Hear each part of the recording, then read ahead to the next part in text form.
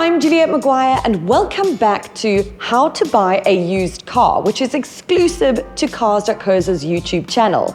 Getworth has so kindly supplied us with this beautiful 1.2 litre TSI comfort line. So let's get into it.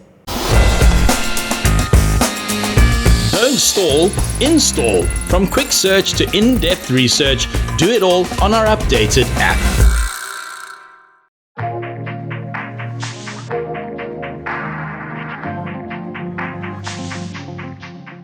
Now, back in my late teens or early 20s, which is like 50 years ago, I was a huge fan of the Polo player.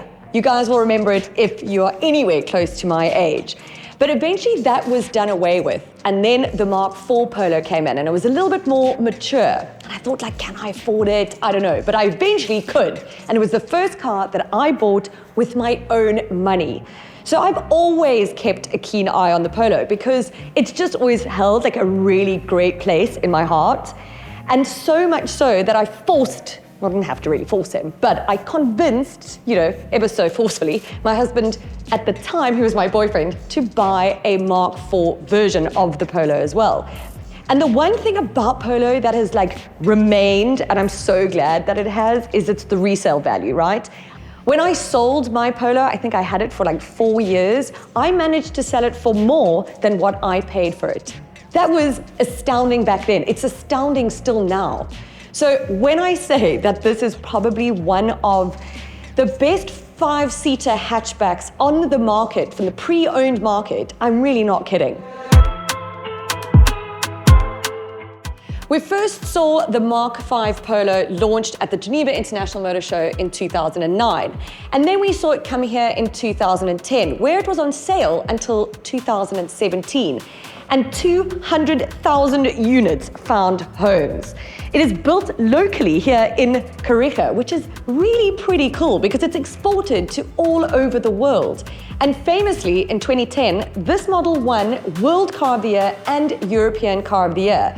And more interestingly, you might not know this, but this car is basically still on sale, just now as the Polo Vivo, and still built at Kariega.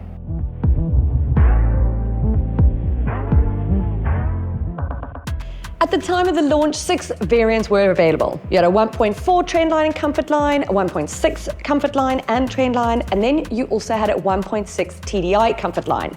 All models ship standard with a 5-speed manual transmission, but the 1.6 Comfort Line in petrol guise also came with an optional 6-speed Tiptronic transmission. Now, by the end of 2012, a new diesel model was added to the lineup in the form of a 1.2 litre TDI Blue Motion. It was a 3-cylinder turbo diesel that put out a claimed fuel consumption of just 3.4 litres per 100 Ks. And VW named this, obviously the most fuel-efficient car in the world. Well, no, the most fuel-efficient 5-seater hatchback in the world. And I don't think that they were wrong.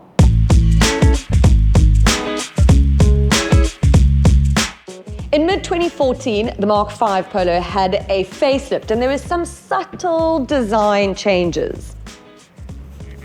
Inside, we saw a new touchscreen and there was actually a new derivative added called the Highline. But the most important change of that facelift was the fact that they did away with all the naturally aspirated engines in favor of the 1.2 litre TSI in 2 states of tune. So you had 66 kilowatts and 160 newton meters, or you had 81 kilowatts and 175 newton meters. Now, the lower engines still stuck with a 5-speed manual, but the higher engines went to a 6-speed manual. And if you got the Highline, you got a 7-speed DSG. The Polo is popular for good reason. It's got a lot of strengths, but here are 4 of my top strengths that the Polo has. Number 1 is comfort and refinement. There's a reason that this was dubbed the baby Golf. I mean, it is really quite astounding. This is a 2017 model, and it looks like it could be brand new. I mean, that's obviously owed to the person who maybe owned this car. But it is also quite clear that the quality of these products are really, really good. It's always been a car that has felt really solidly built, and everything from the dashboard to the gear knobs to everything is sturdy and sort of German engineered, which is what you want, especially when you're looking in the pre-owned market. Number 2, fuel economy. Now, obviously the naturally aspirated engines weren't exactly known for their efficiency, but after the facelift happened, and especially the diesel motors, if you look at the 1.2-litre TDI Blue Motion, that was said to theoretically get about 1,200 k's per 45-litre tank. That's quite incredible. And then the 1.2-litre TSI engines, which is in this car, well, those were sipping around 5 litres per 100 k's. And when you consider in this day and age where we're still trying to seek cars with such low fuel consumption, these are still knocking it out the park.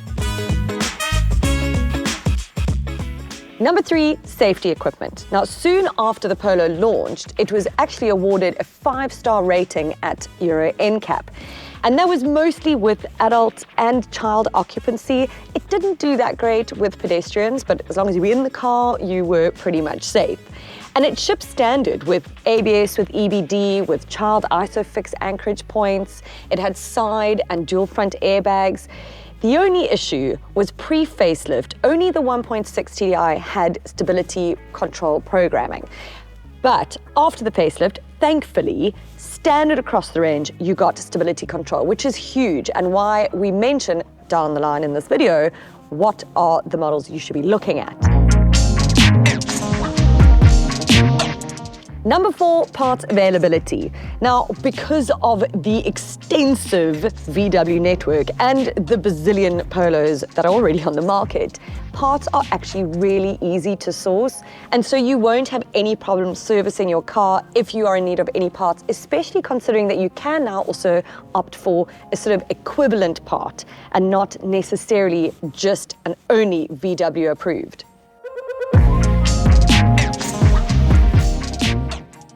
Okay, I've spoken about the strengths, but when buying a pre-owned car, obviously there are a few things to look out for. And as a owner of a previous Polo, I have 4 that I think you should look out for. One is a patchy service history. Now, when VW launched the Polo, quite controversially, they launched it with an optional service plan, which, when you consider that the rivals had a standard service plan, wasn't quite wise. But thankfully, with the facelift, you then got a 3-year, 45,000 kilometers service plan as standard. However, you need to make sure that your service history of the car that you're looking at really has been well maintained.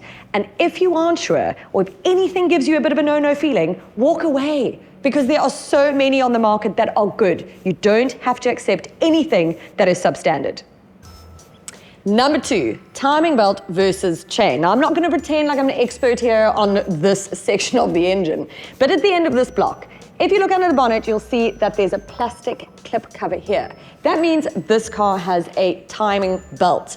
Now, VW will have you believe that it is a lifetime belt and so doesn't need to be replaced. However, it does actually need to be maintained at least. You need to keep checking it. But you also need to check whether your car has a chain or a belt. It comes down to, if you have a belt, you're going to have to get it checked out once in a while. If you have a chain, well, you don't have much to worry about. Number 3, more expensive to repair. Now, with the introduction of the 1.2-litre TSI, multiple parts were upgraded to make it more reliable, which, according to our research, it actually is. But that also means that the parts became more expensive. I will give you a list of those prices later on in the video, but just bear in mind that the later models might be a little bit more expensive to service. Number 4, clogged DPF. Now, DPF is diesel particulate filter. Now, obviously, it's not going to be on this car because this is a petrol version, but it could be on something like the 1.6 TDI. And you just need to look at the instrument cluster for those warning lights, and it could be as easy as just taking the car on an open road with high revs for like 15 minutes. But if it is a particularly saturated filter, you are going to experience some rather expensive problems. But it's also worth remembering that the E189 engines were actually at the center of Dieselgate. Although in South Africa, I don't think that's much to worry about. No action was taken because according to VW, all the diesel models were actually compliant to local standards. So where in the range should you be looking? Well, we say the facelifted models. If anything, they've got a little bit more spec, they're a little bit more frugal, and of course, they've got stability control. And then engine-wise, the 1.2 litre TSI is the sweet spot. Not only has it got a little bit more oomph, but it is still frugal. And it's also probably the most common engine, so you're certainly going to find one. But you can also look at something like the 1 litre TSI Blue Motion and the 1 litre TSI R-Line. Now, the comfort line spec is absolutely fine. I think you get more than enough in it, but I would look at the Highline as well if your budget extends to that. But also look out for the optional extras that someone might have put onto the car, like the panoramic sunroof and the climate control and rear and front parking sensors, and of course a reversing camera. And if you want something a little bit different, oh my goodness, look at the Cross Polo. That is one of my favorite models. And because we are awesome at Cars.co.za, we have broken down the parts pricing for you, so you can pause the video now for that. But just out of interest's sake, do you know that you can buy the whole service parts that you need off of Takelot for like 1,500 Rand? It's astounding. But pause that video now.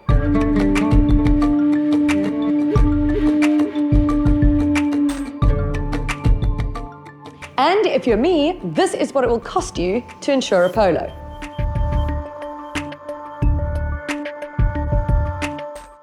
Despite an abundance of stock, there is a very high demand for the Polo. So that means that prices are a little bit higher than, say, the equivalent Fiesta or Clio. But if you find yourself a well-maintained, low-mileage Polo, I don't know if you can find yourself a better 5-seater hatchback on the pre-owned market. Cars.co.za. Not only is Cars.co.za the best place to find your dream car, but it's also the easiest place to sell your current car. Check out the sell car section on our main website. Simply list your car's details and all of our dealers will take bids on your car. You just choose the highest price. Boom, your car's gone. On to your next one.